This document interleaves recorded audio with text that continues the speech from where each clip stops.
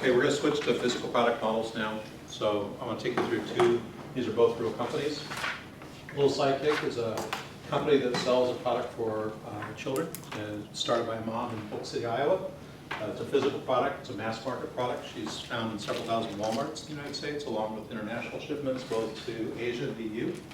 And then Farco is a vertical market product for the ag industry, a larger scale product, physical, larger price point product.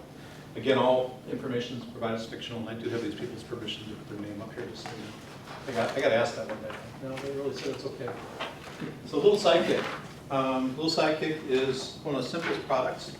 It comes out of the basis that she has a little boy that she nicknamed the Little Chucker, because every time she handed him something, he chucked it across the room. And she went out looking for one of these tether things, right? You tie the toy to and tie it to whatever, the stroller or whatever, and she didn't like any of them. She thought there were a lot of problems with it. And so I'm going to pass these around. You're welcome to take a look at them as they go around. We'll talk a little more about it while I'm passing around in just a minute. But it holds a sippy cup. That's it. It's pretty simple. Not a lot of intellectual property here. The other product she sells is kind of interesting. It's a flavored tea. She actually, in her kitchen, figured out the chemistry to put a food-safe, FDA flavoring component inside of plastic and mold it. And I know she's the only one successfully doing that out there. So she has two products right now. So she has 5 different revenue models. It's complex. Okay, this is something she and her husband do, and that's it. That's the whole employment of the company. It's 2 people. They sell to big box stores. Bye Bye Baby, Walmart's their by far biggest company, biggest customer. They sell direct on Amazon through their Amazon website. They sell through distributors, meaning they sell to a distribution company who then sells it on.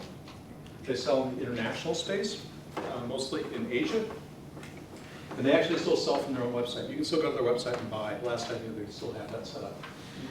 Every one of these models has different prices, different costs, different cash flow timing, and potentially different payment terms. So you can kind of get a sense that kind of gets messy pretty quick. So cash cycle, we talked about this earlier.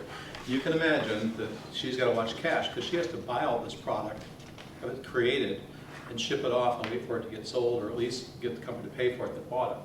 So it's really important that you understand this concept. And so I want to show you the Walmart cash cycle. I'm going to spend a little bit more time on this one because I really want you to get the impact of this. So let's assume 25% margin to Little Sidekick. So they sell 10,000 units a week to Walmart, okay, every week, mass market. They get PO every week. I'm just doing this for simple math. $4 a unit is purchase price. That's what Walmart's going to pay for it. Their cost is $3. So each purchase order every week, $40,000 in revenue, $30,000 of the cost, $10,000 in gross margin. Sounds reasonable. If you can do it every week, that's a pretty good deal. The impact is staggering.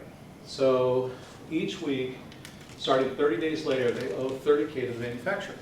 Okay, because they order the stuff they got to pay for in 30 days. It takes 7 orders before Walmart even pays them a dime.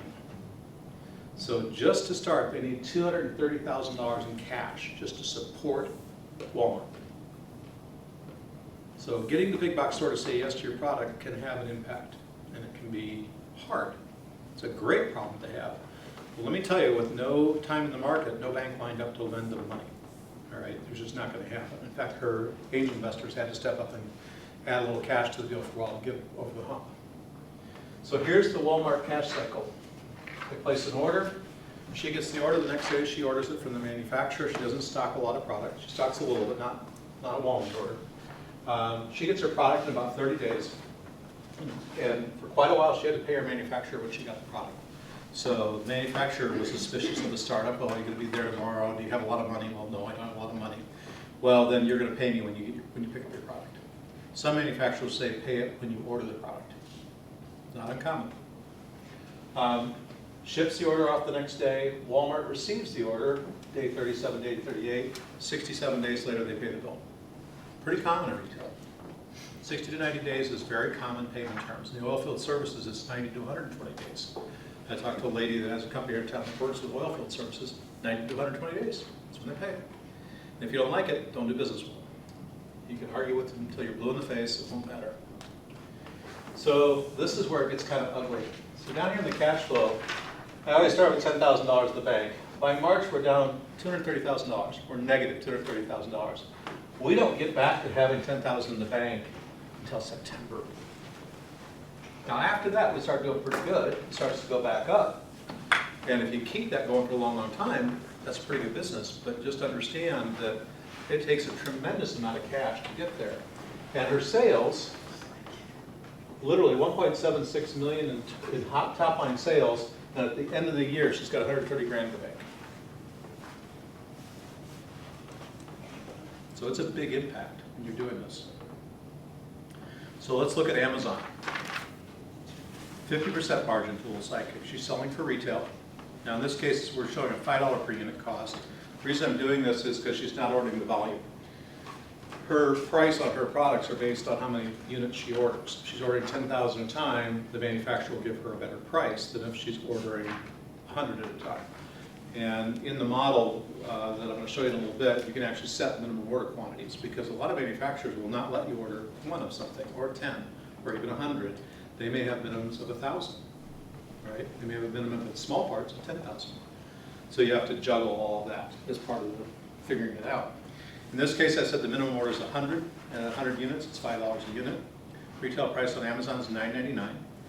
Amazon's taking a 22% commission with fulfillment by Amazon, which, by the way, is not a bad thing when you think about it. For 22%, they're taking the credit card, they're shipping the product, they're accepting returns, they're doing the marketing for you, they're running the website for you. It's actually a fairly good deal, all things considered. I know some people like to bang on Amazon, but it's not a bad thing.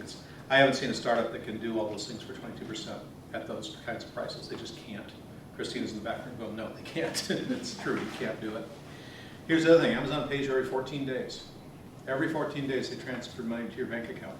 So from a cash flow perspective, they're really actually quite good to deal with. So on the Amazon cash cycle, you can see that once you get some inventory to the Amazon system and you start to have customers buying, that process, every 14 days you're getting money back. So if you've got a decent margin, 50% margin, you get cash flow positive pretty quick on that. And so if we look at, and again I'll just look at the cash flow, we go down the second month, we were at $10,030.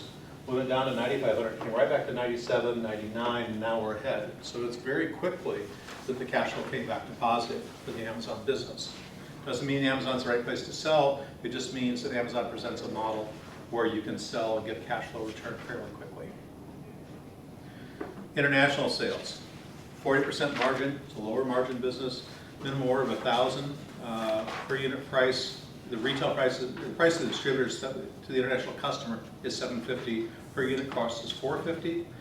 Here's the thing, distributors pay at time of shipment. In international sales, and Chris is an attorney, so I might pick on it for a minute, try suing a small distributor in South Korea for your $10,000. Nope. Nope. You can't even find an attorney that'll talk to you and understands Korean law for $10,000. So the way everybody gets around this is fine, you pay in advance. You know, when it goes on the truck, I've got a check from you. I've got an ACH payment from you. That's just the way we do business. It's clean, it's easy, there's not, everybody just prices that risk into their model. So cash flow wise, it's wonderful. Best cash flow model there is. The day she pays her manufacturer, she gets paid. So that's a really wonderful cash flow model. So the impact is, you know, you can see it here. I just happen to set it up as a quarterly purchase, but the impact's immediate. You get your $17,500 right away. The fourth company, the last company I want to talk to you about is FarPro. We're running way ahead. FarPro is in the business of helping baby pigs survive the first 21 days of their life. Real simple. Little baby pigs get cold, right? And the common way of dealing with it is a heat lamp. And if you ever look at the way a heat lamp works, the center, a little bit of light, if you had a heat lamp up here and you're pointing down here, the center of the light is actually hot enough to cook pork. The next ring out is about the right temperature to keep the baby really comfortable and warm and healthy, and the outer ring is so low that the pig will likely die. That's the technology for the last 130 years in barns where they raise pigs. Kid you not, state-of-the-art technology. And so what they did was they built something that's down the lower right called the Haven that provides even distributed heat using a UV light source. And so it solves that problem. Also does a couple other things. It actually uses a heat or a light spectrum that provides vitamin B. We get, as humans, we get most of our vitamin B from the sun. It's very hard to ingest vitamin D. Get it from the sun. It's very hard to get it. Trying to take it as supplements is a very hard thing for most people. Can't consume it. It's really hard. Same thing with these baby pigs. They become vitamin D deficient, and it's one of the reasons they pass away. Well, the light element from the sun that we get vitamin D, they've included in this product. They've included another strain of light, another frequency of light that keeps bacteria from multiplying. So if you think about diseases, you hear about there's a disease going around Asia right now in the pork industry that's destroying lots of animals. It's a horrible thing. Well, they can't kill the bacteria, but they can stop it from multiplying. So these are all the innovations he brought to this market, and he's got research coming out from Iowa State literally any month now, documenting the number of animals it's saving, and the savings for these producers is huge. Not, forget the whole thing with how many babies are being lost, just the economic value is huge. He has a couple revenue models. He sells direct, large producers, sales process, pilot first, and rollout. So these large producers in the United States, most of the pork is produced by about 35 companies. All right, that's just the way the market is. They are heavily scientific. They're very planful. They're not. This is not your typical farmer from the 1960s who's got 20 sows in the back of the barn. At all, these people have a tremendous amount. So they will put a pilot in. They'll test to make sure they get their results. They actually write their own process documents of how does it get cleaned up, how do you take care of it. They'll do all of that first before they'll commit to a rollout. So it's a longer process. Then there's indirect sales through value-added resellers. So on average, a list price of $9.95. In his case, because it's a large product, you have to deal with an average sell price. It's really hard to forecast. I'll pick on Christina. I doubt she forecasts the price of every cake one at a time. It's like, look, the average price of a wedding cake is this. The average price of a birthday cake is this. That's just what you do. So you do some kind of ASP, or average sell price estimate, based on minimum and maximum discounts. Margins, depending on what volume is ordered, pretty decent, 39 to 54%. Customers typically pay 30 days after the order is received. 60 days from order to delivery by manufacturer, meaning you gotta wait a while for these products to come in. They're fairly complex. And I simplify this because he actually builds some of it himself. He orders a lot of stuff custom built, then he finishes the build himself. So it's a pretty complex process. A fast sales ramp up will take a lot of cash. So this is a case where growing quickly can actually drive you out of business. And it's something that just seems paradoxical to people. It's like, hold on, I want to grow fast. Well, if it takes more cash to get the next customer, you got to be really careful. If you look at that Walmart example, back up and say, well, if I could get them to just order 1,000 the first month or first week and then ramp it up slowly, I wouldn't need $250,000 in cash. Customers don't always say yes to that. So you want to think about how fast you want to go out. Now, software is different. Software, as long as you can handle it and your software works, you can pretty much open the valve. But even things that took off fast, like Instagram and Facebook, got caught short trying to serve it up fast enough. Being able to even scale their architecture fast enough to keep up with demand. And one of the biggest things that I will tell you to do, and I really want you to stop and think about this, is cash in advance is an amazing tool. Anytime you have a customer saying, I really need your product, if you can create artificial scarcity, it's like, well, if you want it earlier, you have to pay 50% down now, or you have to pay for it in advance. And right now, a lot of companies that are in good shape have a lot of cash on their balance sheets. Cash at the bank isn't worth anything. I mean, you can't get, I don't know about you, Chris, my business checking account doesn't get any interest on it, right? You just don't get any. Christina's going, oh, we don't get any. So having cash in the bank isn't helping me as a business person. But if somebody says, I'll give you a 5% additional discount if you just pay for it up front or pay for it on day of delivery, as a business person, I've got to look at that and go, well, is that a good deal? Does it help me? I might do it. So their direct sale cash cycle looks a little bit like this. And this is from a customer order. So this doesn't address how long it took to get to a customer order. This could take a long, long time. But just the cash cycle here, from a customer order, manufactured placed, manufactured order placed, product received, pay the manufacturer, ship the order, and then customer pays, just around 90 days. And that's probably about as fast as it'll ever happen. Financial impact, and I set it up so that he's selling kind of an increase, I should have put the numbers up here, but an increasing number of units at $750 a piece roughly. Bottoms out at almost $600,000 in cash needed here to support all this, and by 2 months later is $700,000 ahead. So again, if he ramps up really fast in fictional numbers, where is he going to come up with the $600,000 plus dollars? And again, this is just to the gross margin. This doesn't come paying anybody. That's in addition to this. He's got to come up with a lot of money, which is why physical products companies tend to have to raise a lot of cash. It's typical to raise $5, $10, $15 million to do a products company. That's pretty common. So time to cash flow positive, 6 months in this case. For their indirect, they're more likely to sell at a pretty much set price. So they're selling through distributors. They tend to give most distributors the same price. You don't want to get into a situation where you're giving different distributors a different price. Again, depending on volume, you're getting a lower margin, but you're getting that lower margin because you're theoretically doing less work. All you have to do is get these things to the distributor, and they take care of selling it. They own the product. They take care of selling it. You're all done. So one of the reasons people use distribution is to reach customers they can't reach easily. Also, if it's a small customer. If the distributor is willing to do the hog farmer that wants to buy 20 of these, Fairpro itself may not be equipped to handle a small customer like that. So again, 60 days from order to delivery.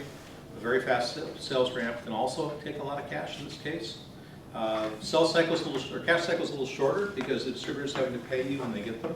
You're not willing to carry them financially. So what it equates to is you dip down in cash pretty quick, but you come back up pretty quick. In this case, with this forecast, which was I don't know the exact numbers, but dipping down to over $250,000 and coming right back. So again, you have to have a lot of cash in hand to move through that period of time. So in physical products, the one thing to know about physical products is your cost changes over time. Those very first few products can cost tens of thousands of dollars when your final product's going to cost $10. Another company that I work with, MakeYouSafe, has a small sensor that goes on people's arms that work at factories, and it's a safety sensor. It does a number of things.